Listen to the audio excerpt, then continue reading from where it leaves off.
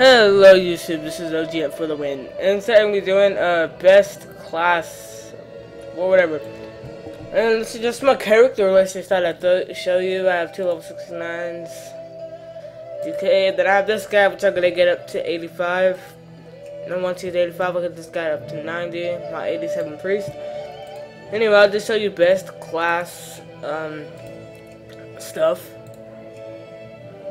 Yeah, let's just get started with this. Okay, humans, click more info. This is for mop, increase spirit, so that's good for, priests, for healers and stuff. So, priest would definitely go good, yeah, so expertise with maces and swords. So, it will also be good with a warrior, but a lot better with the paladin, just because they increase spirit, which is a mana regeneration. So that'll be like good for the paladin since they need mana or mana, however you want to say it. But yeah, and they could have maces and swords. So yeah, so either of these three would be good. Moving on to dwarf, resistant to frost damage, expertise with ranged weapons and maces. Okay, so a really good one would be a hunter. That's because of the ranged weapons. And maybe we would have a mace. Oh, never mind. So yeah, paladins would be good for it too. Shamans with maces. So yeah, so it could be shaman, paladin, and hunter. 3 good things. So moving on to night elf, I think a druid has to be a must since it's resistance to nature damage, but a druid is nature damage, so that'd be really good. Moves faster movement while stealth, so if you want to be cat form and stealth, you'll be faster, more difficult to hit. And then also a really good one is a rogue, because it moves faster, more difficult to hit, may fade in shadows, so harder to hit, yeah. So yeah, so druid and rogue.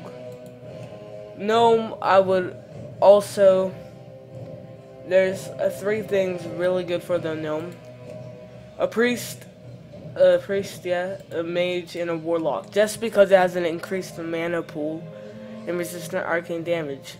And I also think a rogue would be good since it's smaller.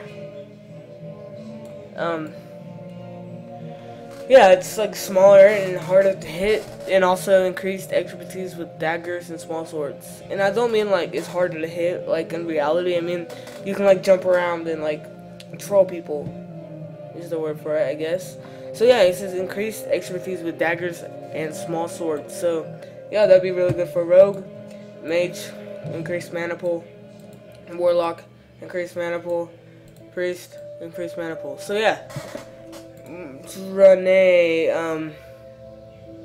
chance to hit, resistant to shadow damage. So a priest would be good. A paladin would be good since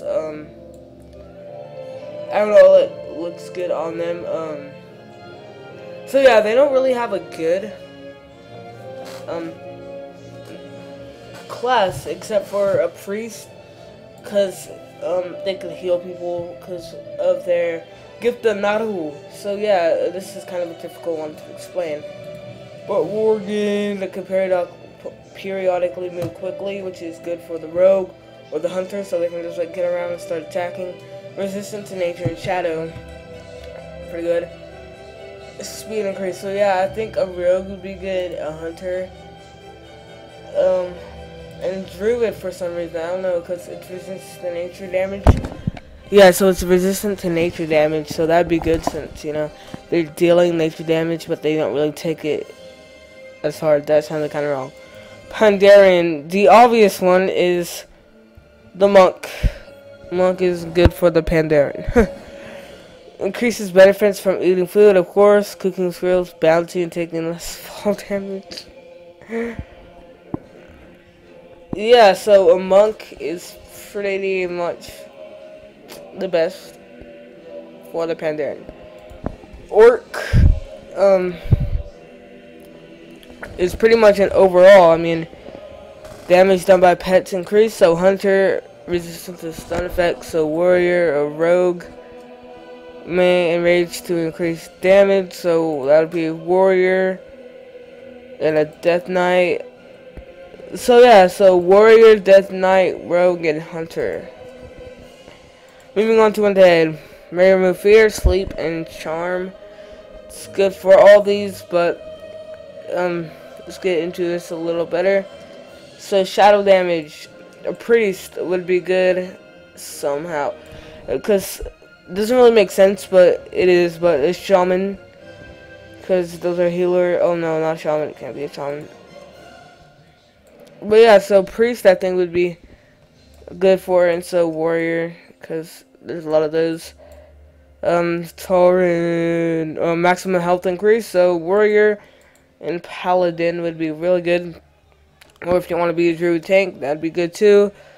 Resistance to nature, so druid, yeah, druid would kind of be over the top, I think. But warrior and paladin are overpowered for the Tauren just because they have war stomp. Okay, moving on to troll, berserk, increased attacking and casting speed. So warrior, hunter would be good, and casting speed, so mage and warlock. Increased expertise with ranged weapons, so hunter.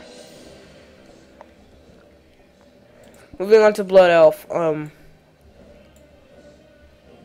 can restore resources such as mana or energy.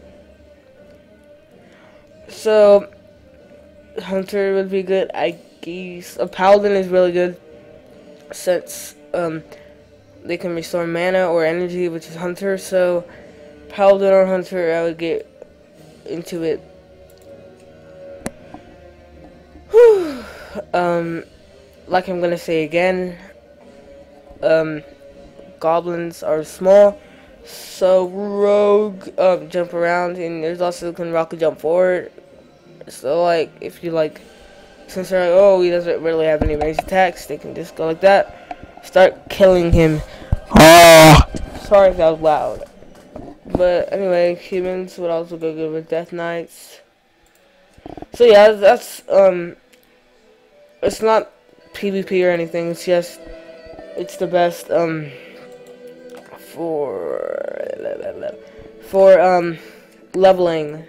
That's gonna be the title. It's gonna be leveling, best leveling classes. Okay, so as you can see, I didn't really think about this on my previous ones. But yeah, see, I did this one, right? And I also have this one. Okay, so YouTube, thanks for watching. This is my opinion. This is the best things. So bye.